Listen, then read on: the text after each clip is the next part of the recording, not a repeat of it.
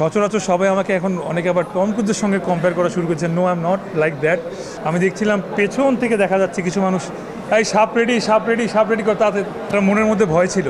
এত কষ্ট করেছি একটা কাজ নিয়ে, হয়তো কাজটা দেখার পর হয় না যে এক এক রকম এক একটা ফিলিংস ক্রিয়েট হয়েছে সবার মধ্যে, যে কাজটা হয়তো এমন হবে, কাজটা হয়তো এমন হবে। আবার অনেক বেশি এক্সপেকটেশন থাকলে সেটা ফুলফিল করাও আসলে অনেক ডিফিকাল্ট। তো চেষ্টা করেছি, আমি চেষ্টা করেছি, ক্যাপিটাল ড্রামা চেষ্টা করেছে, বিকি সাইড চেষ্টা করেছে যে আপনাদের সবার এক্সপেকটেশন ফুলফিল করার। খুব বেশি দুঃস্বপ্ন দেখি না, আমি খুব সুখী মানুষ, খুব নির্ঝঞ্ঝাল মানুষ। আমি এক ঘুমে রাত পার করি সব সময়। সো দুঃস্বপ্ন দেখা আমার অভ্যাস নাই, কিন্তু এইটার পরে আসলে দুঃস্বপ্নের চেয়ে বেশি জেগে জেগে অনেক দুঃস্বপ্ন দেখা হয়।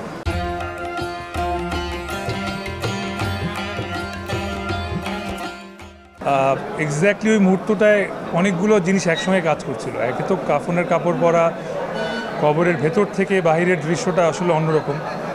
মানে একটা ওয়াইড অ্যাঙ্গেল শটে আমি দেখতে পাচ্ছি চারপাশের লোকজন আসলে কবর দেওয়ার প্রিপারেশন নিচ্ছে, যেটা আসলে আমাদের সবার বাস্তবতা। হয়তো একদিন ওটাই শেষ ঠিকানা হবে, হয়তো কি ওটাই শেষ ঠিকানা আমাদের।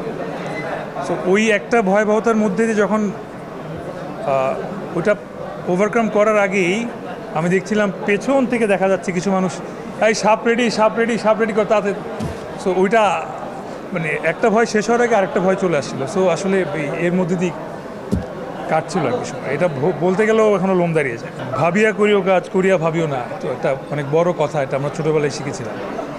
সো সেটাই অ্যাপ্লাই করার চেষ্টা করছি।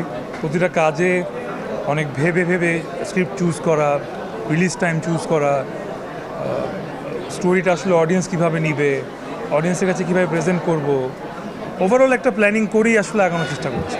So as a performer, as a অভিনেতা আমি সবসময় চেষ্টা করেছি স্ক্রিনের সঙ্গে অনেস্ট থাকার। সো ডিরেক্টর যখন বলছে আসল সাপ দিব, তখন ডিসঅনেস্টি করার সুযোগ পাই নাই। সো মাঝে মাঝে আসলে টু মাচ অনেস্টি যে অনেক বড় রিস্কে ফেলে দেয়, অনেক বড় চ্যালেঞ্জের মুখোমুখি করে দেয়, এইটা একটা প্রমাণ। এবং সেই চ্যালেঞ্জ থেকে ব্যাক আউট করিনি। এখন আমাকে নেক্সট অনেকে প্রশ্ন করছে নেক্সট কী চ্যালেঞ্জ, 6টা সাপ, নেক্সট কী করবেন? পাহাড় থেকে লাফ দিবেন, না রানিং গাড়ি থেকে লাফ দিবেন, না কী করবেন? সো সচরাচর সবাই আমাকে এখন অনেকে আবার টম ক্রুজের সঙ্গে কম্পেয়ার করা শুরু করেছে। No, I am not like that. এটা পারতপক্ষে করে ফেলেছি। আমি জানি না সামনে এমন কিছু আর করবো কি না, বিকজ এরপরে অ্যাকচুয়ালি অনেক জায়গা থেকে অনেক মানে মানা এসছে যে এরকম আর করা যাবে না, বিকজ আমাদের সেফটি সিকিউরিটি ওরকম থাকে না।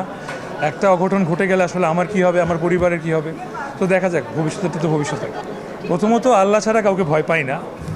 তারপরে যদি কোনো ক্রিয়েচার বা পশু প্রাণী ভয় পেলে সাপকে সবার আগে।